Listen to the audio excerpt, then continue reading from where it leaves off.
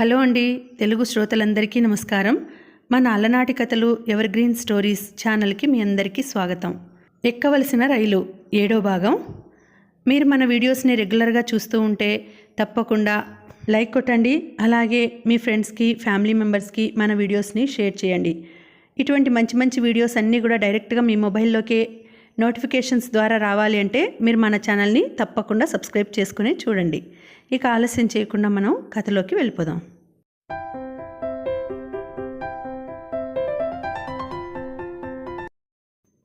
Bus కదిలింది.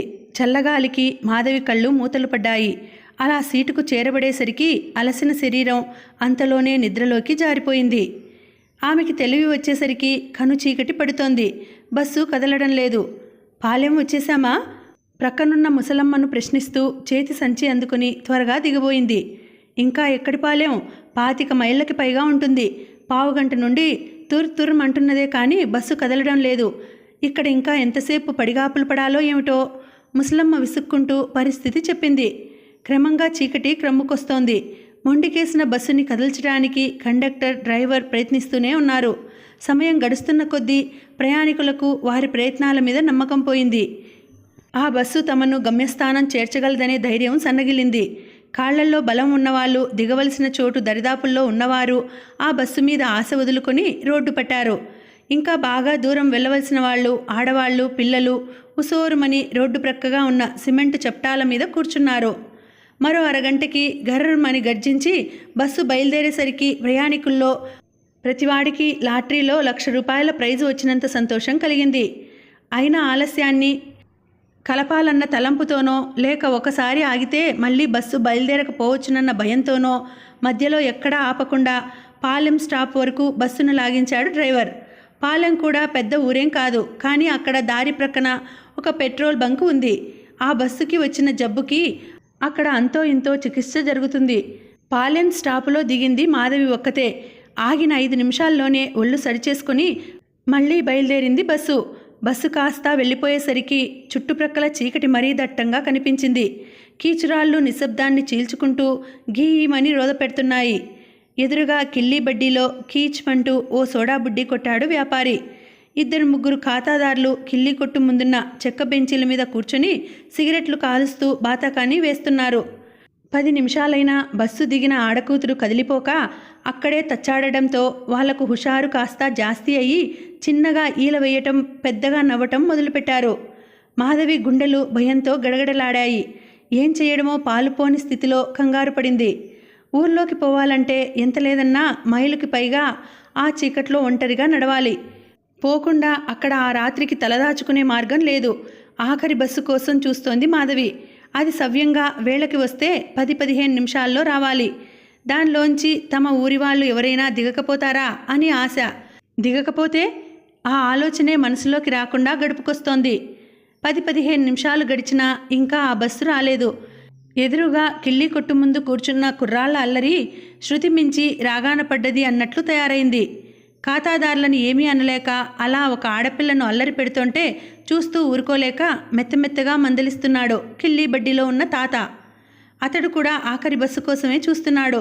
అది కాస్తా వచ్చి వెళ్ళిపోగానే అతను కూడా బడ్డీ మూసేసి దగ్గరలో ఉన్న తన ఇంటికి వెళ్ళిపోతాడు. అప్పుడు తన పరిస్థితి ఏమిటి? బస్సు రావటం ఆలస్యం అవుతున్న కొద్దీ మాధవి మనసులో ఆందోళన అధికం కాసాగింది. పోనీ ఏదైతే అదైందని వెళ్ళిపోతే? పెద్ద ఆపద మీద పడుతున్న తరుణంలో చిన్న చిన్న భయాలు వాటంతట అవే తప్పుకుపోతాయి. ఇప్పుడు మాధవి చీకటికి భయపడడం లేదు. ఒంటరిగా చింతతోపులోంచి నడిచిపోవడానికి భయపడటం లేదు.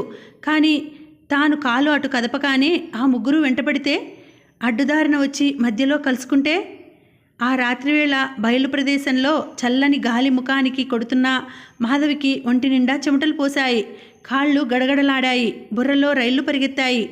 అల్లంత దూరంలో ఆశాజ్యోతుల్లా బస్సు లైట్లు కనిపించాయి. వస్తున్న ఆ బస్సులోంచి ఎవరినైనా తోడు పంపమని 100 మంది దేవుళ్లకు మనసులో దండం పెట్టుకుంది మాధవి. బస్సు ఆగింది. చేతికర్ర తాటిస్తూ దిగాడు పెద్దిపంతులు. అతడు సాక్షాత్తు దేవుళ్లాగే కనిపించాడు మాధవికి. మావయ్య అంటూ దగ్గరికి వెళ్ళింది. అది పిలుపు కాదు, హృదయంలోంచి రగులుకొచ్చిన భయం వేసిన కేక. ఎవరు? మాధవి, నువ్వా? ఇదేమిటమ్మా ఈ వేళప్పుడు ఒంటరిగా? మాధవి అంతా చెప్పింది. దేవుడు పంపినట్లు మీరు వచ్చారు, లేకుంటే నా గతి ఏమయ్యేదో అంది. వెధవ బస్సులు, వెధవ రైళ్ళు, ఒక్కదాన్ని నమ్మేందుకు లేదు. నేనొచ్చిన బస్సు కూడా అరగంట లేటు. ఎందుకో తెలుసా? పోలీస్ ఇన్స్పెక్టర్ గారి కుటుంబం రెడ్లపాలెంలో బయలుదేరుతోందట. వారు రావటం కోసం అక్కడ ఆపేశారు. దానివల్ల మిగిలిన ప్రయాణికులకు ఎంత ఇబ్బందిగా ఉంటుందో ఆ ఇన్స్పెక్టర్ గారి సతీమణికి కానీ, ఈ బస్సుల మీద యాజమాన్యం వహిస్తున్న పెద్దలకి కానీ పట్టదు. పెద్దిపంతులు తను అలవాటు పడిన ధోరణిలో ప్రసంగం సాగిస్తూ కాలు కదిపారు. మాధవి ఊకొడుతూ అతన్ని అనుసరించింది. చింతతోపు దాటుతుంటే చిటపటమని 4 చినుకులు పడ్డాయి. మరో 10 గజాలు నడిచేసరికి జల్లుగా వర్షం మొదలైంది. పెద్దిపంతులు చేతిలో ఉన్న తెల్లగుడ్డ జోడించిన గొడుగు వారిద్దరికీ ఆ వర్షం నుండి రక్షణ కల్పించలేకపోయింది. మీరు సరిగా వేసుకోండి, వానలో తడిస్తే మళ్ళీ ఆస్తమా తిరగబెట్టగలదు. నాదే ఉంది, ఇంటికి వెళ్ళి తల తుడుచుకొని కాస్త సాంబ్రాణి ధూపం వేసుకుంటే సరిపోతుంది అంది మాధవి. తడిసిన బట్టలు కాలికి బంధాలు పడుతుంటే, గాలి వెనక్కి నెడుతుంటే ఎలాగో ఒకలాగా బలిమిని కాళ్ళీడ్చుకుంటూ ఊరు మొదటికి చేరారు ఇద్దరు. ఆ మొదటి వీధిలోనే ఉంది పెద్దిపంతుల ఇల్లు. మాధవి తమ ఇంటికి చేరేందుకు మరి 2 వాడలు దాటి రామాలయం ప్రక్కసందులోకి తిరగాలి. మీరుండండి, ఇంక నేను వెళ్ళిపోగలను అంది మాధవి. పర్వాలేదు, ఎంత దూరం కాబట్టి మీ ఇంటి దాకా వస్తాను పదా, ఓసారి సీతను చూసినట్లు అవుతుంది అన్నాడు ఆయన ఆగకుండా నడుస్తూ. రామాలయం దగ్గరకు వచ్చేసరికి గాలి హోరులో ఏదో శబ్దం చిన్నగా వినిపించసాగింది. మరి 4 అడుగులు వేసేసరికి అది రోదనగా తెలియవచ్చింది. జాగ్రత్తగా చెవికి చెయ్యి ఆనించి వింది మాధవి. అది తన తల్లి గొంతే. ఆ రోదన ధ్వని పెద్దిపంతులు కూడా విన్నాడు. దాని అర్థం ఏమిటో ఊహించుకున్నాడు. మావయ్య అంటూ 2 చేతులతో తల పట్టుకుని అక్కడిదక్కడే కూలిపోయింది మాధవి. ఆమె చేతిలోని బట్టల సంచి జారిపోయింది. సీత కోసం కొన్న సిల్క్ గౌను, పళ్ళు, అనసూయ పొందిగ్గా అరిటాకులో చుట్టి ఇచ్చిన పూల దండ అన్నీ నేల మీద పడి బురదపాలయ్యాయి. లేతల్లి ఆప్యాయంగా చేయూతనిచ్చి తల నిమిరి లేవదీశాడు పెద్దిపంతులు. ఆ సమయంలో తండ్రి గుర్తుకు వచ్చి మాధవికి దుఃఖం మరింతగా పొంగుకు వచ్చింది.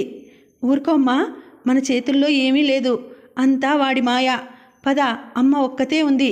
ఈ వయసులో దెబ్బ మీద దెబ్బ. ఎందుకిలా చేస్తున్నాడో ఆ దేవుడు. ఓదార్పు మాటలు చెబుతూ ఇంటి వరకు నడిపించుకొచ్చాడు. అప్పటికే వారింటి ముందు ఆడ మగ 10 మంది గుమిగూడి ఉన్నారు. రాజమ్మ గోడుగోడున ఏడుస్తోంది. చుట్టూ ఉన్న అమ్మలక్కలు ఊరడింపు మాటలు చెబుతున్నారు. రాజమ్మ, నా మాట విను. పిల్ల పుట్టెడు జబ్బుతో మంచం మీద ఉండగా నువ్విలా ఏడవటం నాకేం బాగోలేదు సుమి అంటూ పొరిగింటి సుందరమ్మ మందలిస్తోంది. అమ్మా అంటూ తల్లిని వాటేసుకుంది మాధవి. కూతుర్ని చూసి రాజమ్మ మరో రాగం అందుకుంది. మావయ్య వెళ్ళిపోయాడే మాధవి, మనకు ఆ పాటి ఆసరా కూడా లేకుండా చేశాడే తల్లి అంటూ ఏడవడం మొదలుపెట్టింది. తల్లి ముఖంలోకి ఆశ్చర్యంగా చూసింది మాధవి. వాన వెలిసిన తరువాత వచ్చిన ఎండల తడి నిండిన ఆమె కళ్ళల్లో ఆశ తలుక్కుమంది. సీతకెలా ఉందమ్మా? సూటిగా చూస్తూ ఆత్రంగా ప్రశ్నించింది. కొంచెం నయం, ఇంకెవరో సమాధానం చెప్పారు. అన్నగారి అకాల మరణానికి ఏడుస్తున్న తల్లిని అలా ఆమె పాటుకి వదిలి ఒక్క ఉదుటిన గదిలోకి పరుగు తీసింది మాధవి. సీత, నా చిన్నారి సీత అంటూ చెల్లెల్ని గుండెలకు హత్తుకుంది. అక్క, నాకు సిల్క్ గౌన్ తెచ్చావా? కళ్ళు తెరిచి చూస్తూ అక్కను అడిగింది సీత. ఆ పిల్ల కళ్ళు ముందు కన్నా తేటగా ఉన్నాయి. ముఖంలో కళ కనిపించింది. తెచ్చానమ్మా, నీకోసం సిల్క్ గౌను, పళ్ళు, పువ్వులు ఎన్నో తెచ్చాను. మాధవి కళ్ళంట ఆపుకోవాలన్నా ఆపుకోలేకుండా కన్నీళ్లు ప్రవహించాయి. కానీ అవి మేనమామ అకాల మరణం వల్ల వచ్చిన దుఃఖాశ్రువులు కావు. ఇంకా లేదనుకున్న చెల్లెల్ని సజీవంగా చూడగలిగినందుకు పొరలకొచ్చిన ఆనందాశ్రువులు. వారం రోజులు గడవకముందే మాధవి చిన్న తమ్ముడు రామం తిరిగి వచ్చాడు. అప్పుడే సెలవులు ఇచ్చేశారట్రా? రామం రాకకు కారణం ఊహించి కూడా ప్రశ్నించింది రాజమ్మ. లేదు, అత్తయ్య వెళ్ళిపోమ్మంది. ఏడుపు ముఖంతో జవాబు చెప్పాడు రామం. మరి అన్నయ్య రాలేదేం? మాధవి ప్రశ్నించింది. వాడు పరీక్షలన్నీ వ్రాసి కానీ ఆ ఊరు నుండి రాడట. తమ్ముడి పట్టుదలకి ధైర్యానికి మనసులోనే మెచ్చుకుంది మాధవి. కానీ తిండి తిప్పలో ఉండేందుకు చోటో అడగకుండానే చెప్పాడు రామం. కోటి వారి సత్రంలో ఉంటాడుట. తిండికే ఉంది, 4 ఇళ్ళు అడుక్కుంటే పూటకి సరిపడా దొరక్కపోతుందా అన్నాడు. అన్నం తిన్నా తినకపోయినా వాడికి పర్వాలేదట. చదువు ముఖ్యమట. సూర్యం ఏదో నేరం చేశాడన్నట్లు తల్లికి ఫిర్యాదు చేశాడు రామం. మాధవి కళ్ళల్లో నీళ్లు తిరిగాయి. తల్లి తమ్ముడు చూడకుండా వాటిని తుడుచుకుంది. ఈ నెల నుండి ఏదో ఒక ఖర్చు తగ్గించుకుని సూర్యానికి కొంత సొమ్ము పంపాలి అనుకుంది. సీతకి కూడా బాగా నయమయ్యేసరికి ఇంకో వారం పట్టింది. మళ్ళీ సెలవు పొడిగించకుండా వెంటనే వచ్చి జాయిన్ కమ్మని ఆఫీస్ నుండి ఉత్తరం వచ్చింది. క్రింద సంతకం చూస్తే రామనాథం గారిది కాదు. ముందు రోజు శ్యామల నుండి వచ్చిన ఉత్తరంలోని విషయాన్ని అది రూఢీ చేసింది.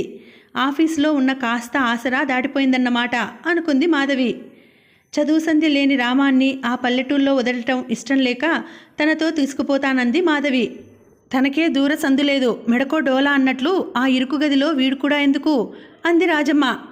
మన బ్రతుకులే ఇరుగ్గా ఉన్నప్పుడు తలదాచుకునే గది ఇరుగ్గా ఉంటే వచ్చే నష్టమే ఉందమ్మా.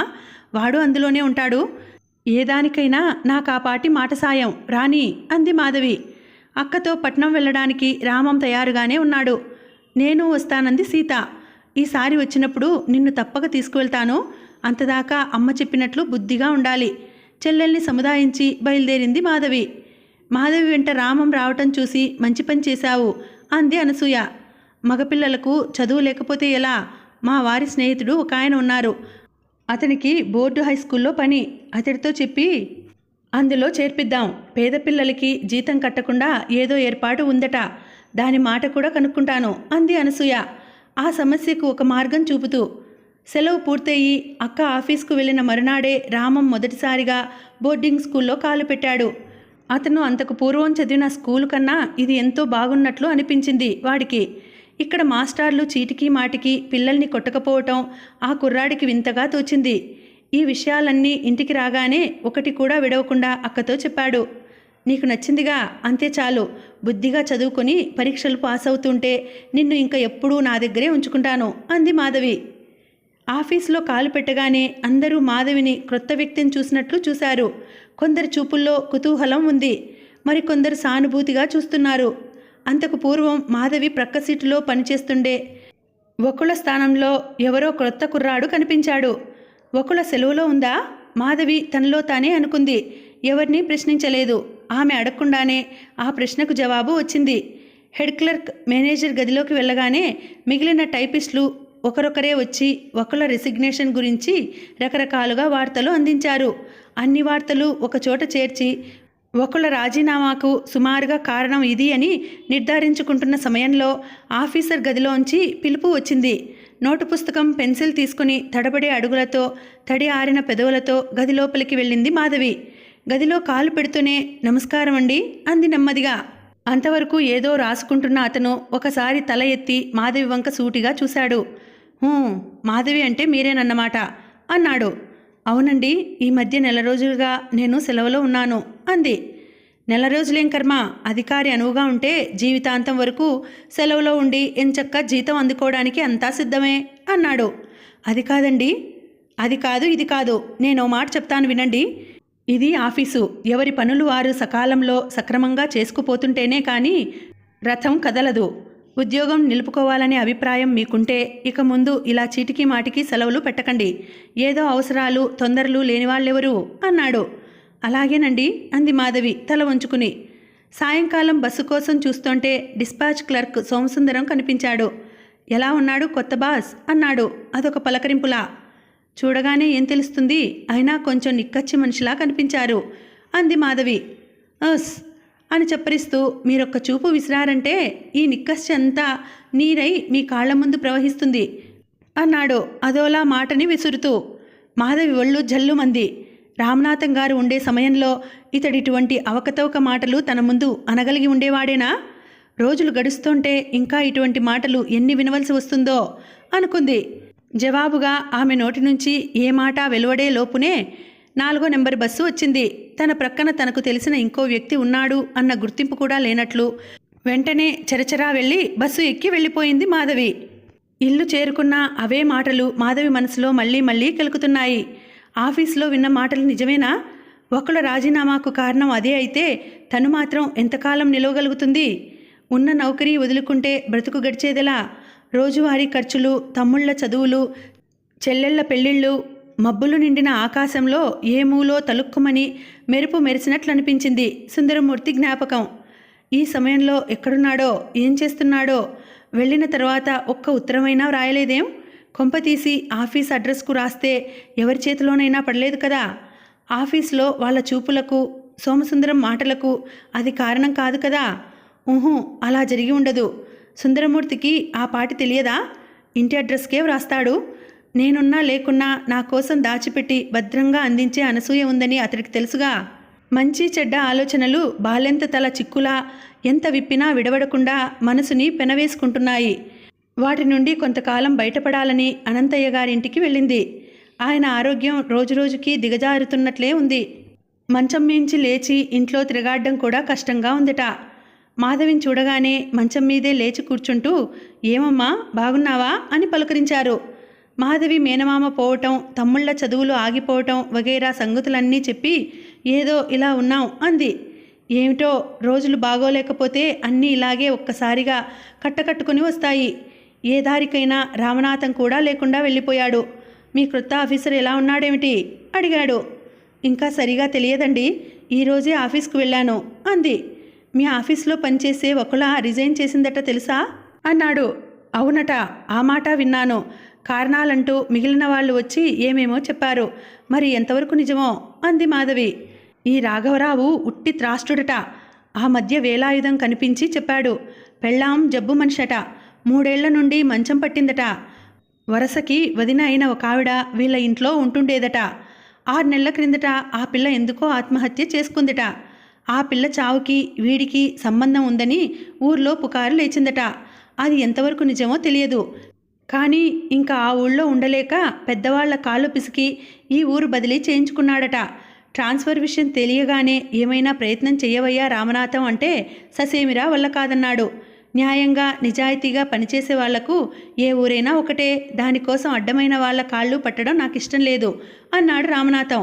వీడేమో ఇలా అడుగు పెట్టాడో లేదో ఆఫీస్లో అందరినీ కాల్చుకు తింటున్నాడట అన్నారు అనంతయ్య గారు. ఒకళ్ళ గురించి విన్నది నిజమేనంటారా? ఆందోళనతో అడిగింది మాధవి. అది నిజమో అబద్ధమో నేను చెప్పలేను, కానీ ఒకటి మాత్రం నిజం మాధవి. మన దేశంలో ఆడపిల్లలు ఉద్యోగాలు చేసుకుంటూ ఇంటా బయట నిర్భయంగా తిరిగే రోజులు ఇంకా రాలేదు. అంతా గౌరవనీయులే, అంతా చదువుకున్న వాళ్లే.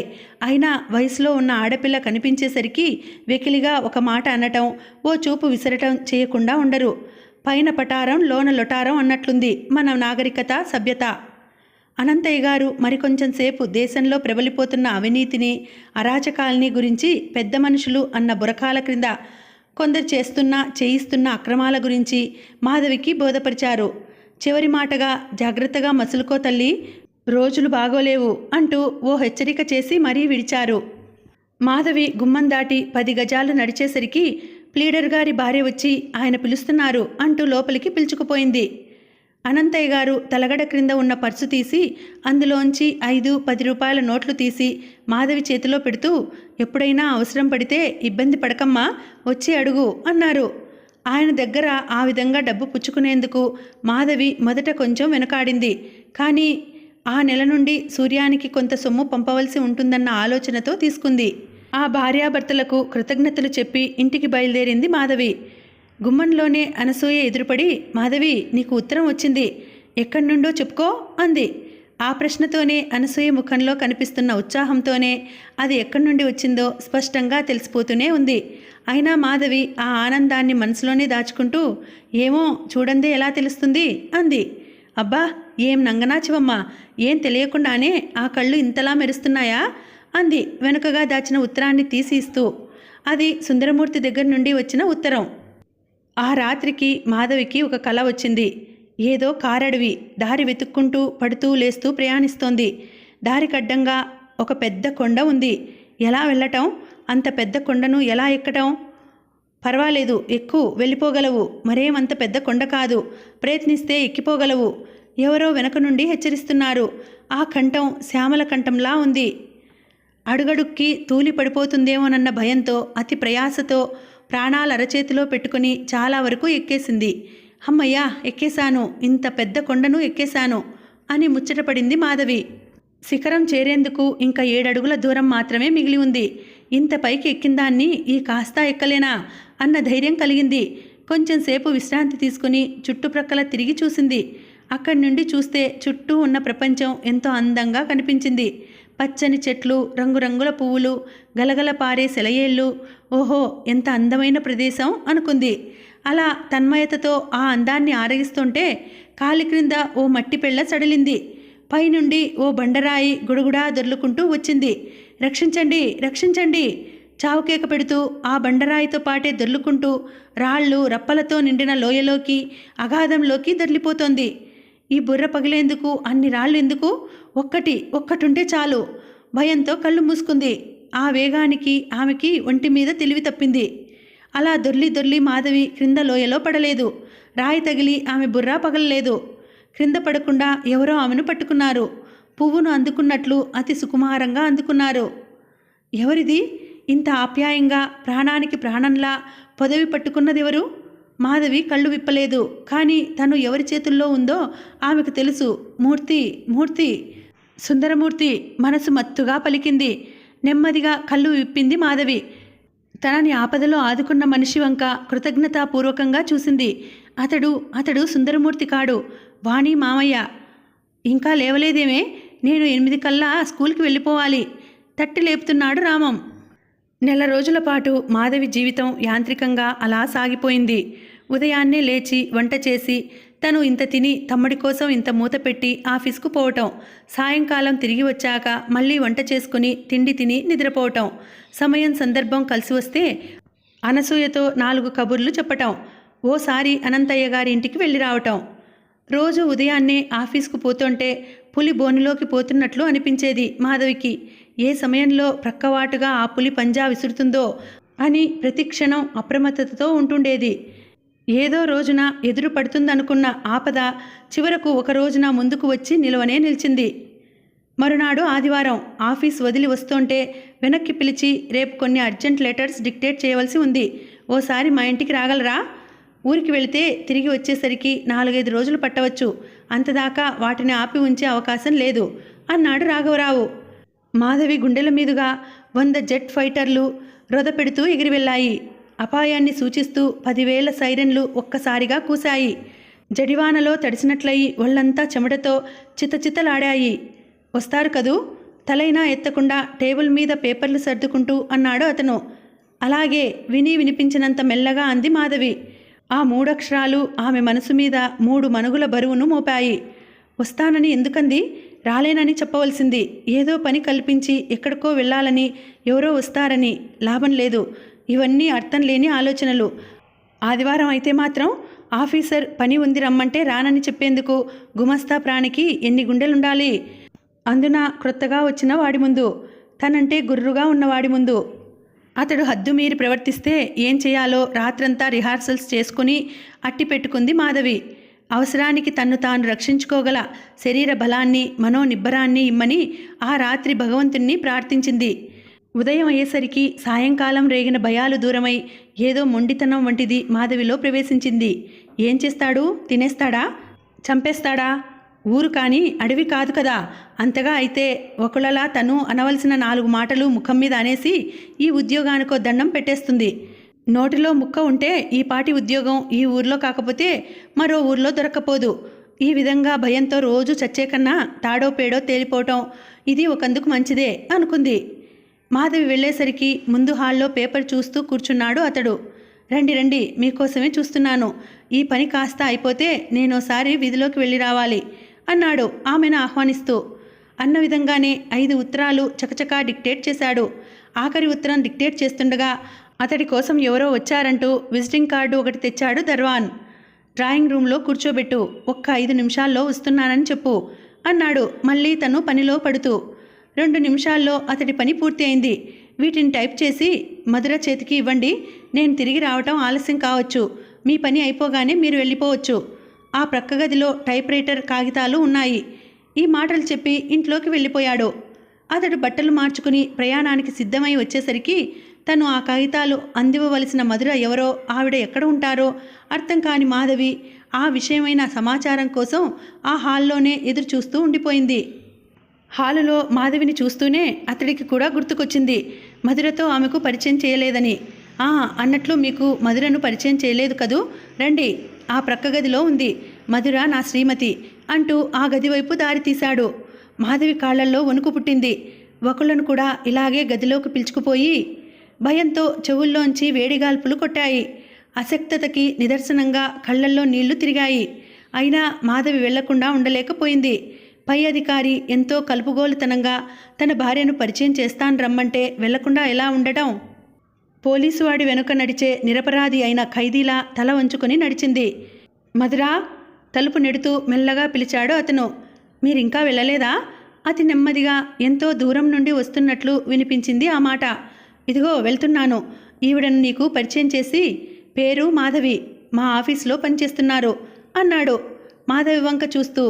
నా శ్రీమతి మధుర అన్నాడు ఒక్క నిమిషం ఆగి. నమస్కారం అండి అంది 2 చేతులు జోడిస్తూ మాధవి. నమస్కారం.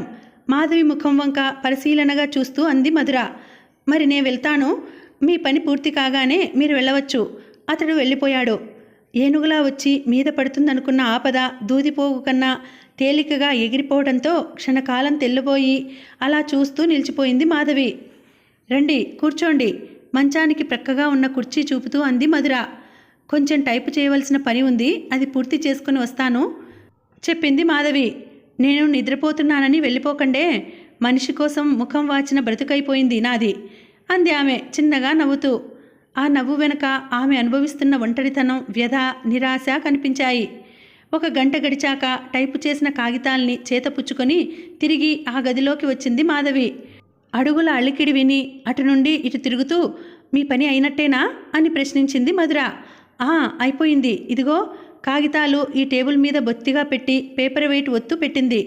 రండి, ఇలా కూర్చోండి. మీదే ఊరు? ఎంతకాలంగా ఇక్కడ ఉద్యోగం చేస్తున్నారు? కుటుంబం అంతా ఇక్కడే ఉన్నారా లేక ఒంటరిగా అంటూ ఎన్నో ప్రశ్నలు వేసింది మధుర.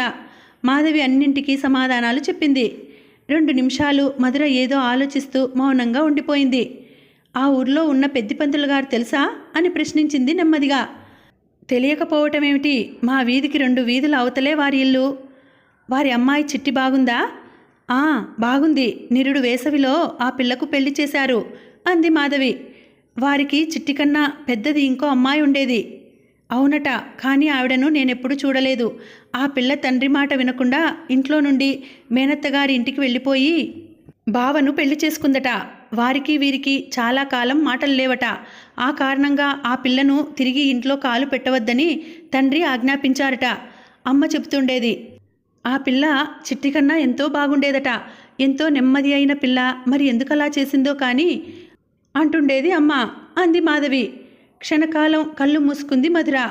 ఆమె నిద్రపోతోందేమో వెళ్ళిపోదామని కుర్చీలోంచి లేవబోయింది మాధవి.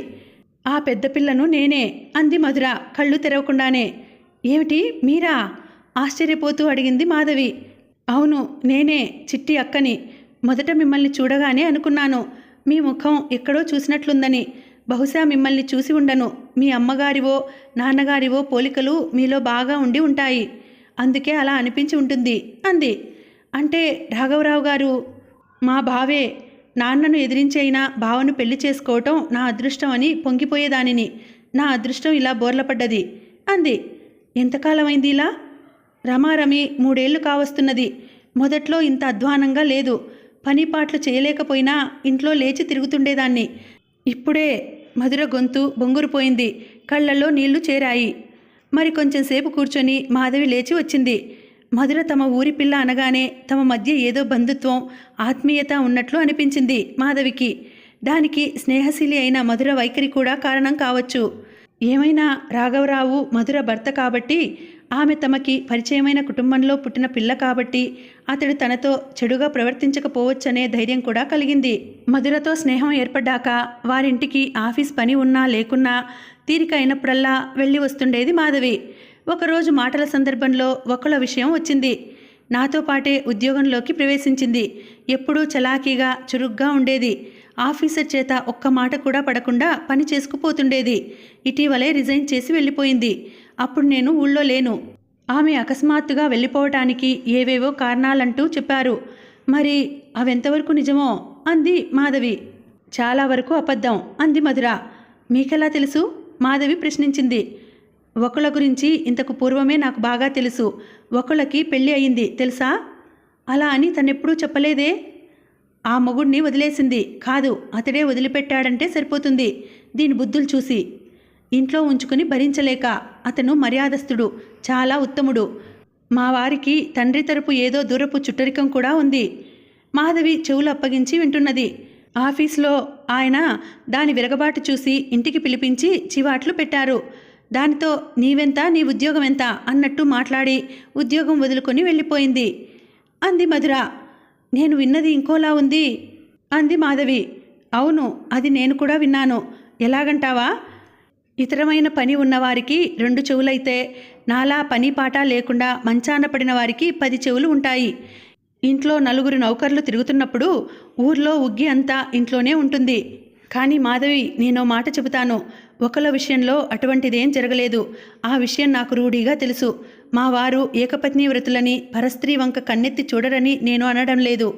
ఈ వయసులో భార్య ఏళ్ల తరబడి తీసుకుంటుంటే ఏ పురుషుడు అలా ఉండలేడేమో. అలా ఉండాలని భార్య ఆశిస్తే, ఉండలేదని బాధపడితే అది నిజంగా తెలివి తక్కువ. తను జబ్బు మనిషి కాడు, భర్త ఆరోగ్యంగా తిరుగుతూ ఉప్పు కారం తింటున్న మనిషి అని తెలుసుకోవటం అవసరం. అలాగని కనిపించిన ఆడదాని మీదల్లా పడే పశుప్రాయల్ని నేను వెనకేసుకొని రాబోవటం లేదు. శారీరకమైన వాంఛకి లోబడి మగాడు ఏదో కక్కుర్తి పడితే దానితో అంతా సరి అని ఆడది అంగలార్చడంలో అర్థం లేదని నేనంటున్నది.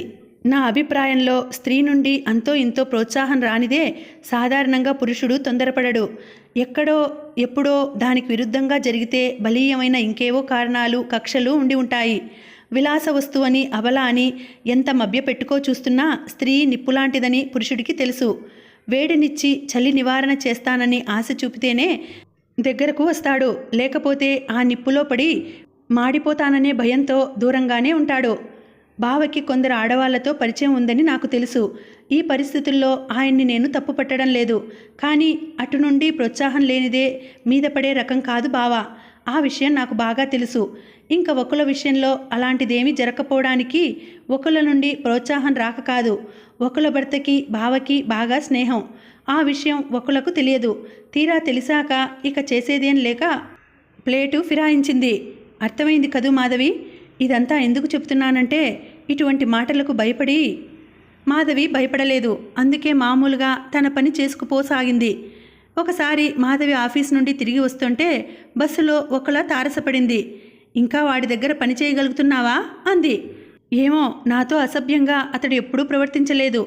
తీరి కూర్చొని ఉద్యోగం మానుకోవడానికి అయ్యే పరిస్థితి కాదు నాది అంది మాధవి. ఆ దెబ్బతో బాగా బుద్ధి వచ్చి ఉంటుందిలే. తల వాచేలా చివాట్లు పెట్టాను. ఇంక జన్మలో ఏ ఆడదాని వంక కన్నెత్తి కూడా చూడలేడు అంది ఒకళ గర్వంగా. అంతే అయి ఉంటుంది అంది మాధవి, ఇక ఆ విషయాన్ని పెంచి మాట్లాడే అభిప్రాయం లేక. తేట నీటిలో మునిగి ఉన్న వస్తువు లాంటిది నిజం. ఒక్కో ప్రక్క నుండి చూస్తే ఒక్కోలాగా కనిపిస్తుంది. అసలు రూపం ఆ వస్తువును బయటకు తీసి చూస్తే కానీ తెలియటం కష్టం అనుకుంది మాధవి. మాధవి, మధుర ఒకే ఊరువారని తెలిసాక రాఘవరావు గారు కూడా ఆమె పట్ల కొంత మెత్తబడ్డారు. మొదటి రోజులా బిగుసుకుపోయి ఉండక కష్టం సుఖం వినడానికి సిద్ధంగా ఉన్నట్లు ప్రవర్తించేవాడు. అతడిలో వచ్చిన ఈ మార్పు క్రొత్త రకం పుకార్లకి కారణమైంది. తరచూ మాధవి రాఘవరావు గారి ఇంటికి వెళ్ళి వస్తుండడం వాటికి జీవం పోసింది. ఎవరికి తోచిన విధంగా వారు ఊహించి వార్తలు ప్రచారం చేయసాగారు. వ్యక్తిగతంగా రాఘవరావు అంత ప్రమాదకరమైన వ్యక్తి కాడని నిర్ధారణ చేసుకున్న మాధవి ఇటువంటి పుకార్లకి, కట్టుకథలకి అట్టే ప్రాధాన్యం ఇవ్వలేదు. ఏమీ విననట్లే, ఏమీ తెలియనట్లే తన పని తాను చేసుకుపోతుండేది. తను దారిన పోతుంటే వెనుక నుండి వెళ్ళిపోతోందిరా మహాపతివ్రత అని ఎవరో ఒకరు అనడం, ప్రక్కనున్న వారు ఇకిలిస్తూ నవ్వటం మాధవికి తెలుసు. కానీ వారి మాటల్ని గుర్తించినట్లు కనిపించినా, ఎదిరించి మాట్లాడినా అటువంటి వారు ఇంకా రెచ్చిపోతారని కూడా ఆమెకు తెలుసు. అందుకే వారు అంటున్న మాటలు తనని కాదన్నట్లు తప్పుకుపోయేది. నీటి మీద నిప్పు పుట్టించడం కష్టం. స్పిరిట్, పెట్రోల్ వంటి పదార్థాలు పోసి ముట్టించినా కొంచెం సేపు మండి ఆ ఇంధనం అయిపోగానే ఆరిపోతుంది. అటువంటి మంట అట్టే కాలం నిలిచే అవకాశం లేనప్పుడు దానికోసం భయపడటం దేనికి అనుకుంది మాధవి. ఇక్కడికి ఈ భాగాన్ని ఆపుతున్నానండి. మళ్ళీ మనం వచ్చే వీడియోలో కలుసుకుందాం. అంతవరకు సెలవు. నమస్తే. Thank you for watching. Bye.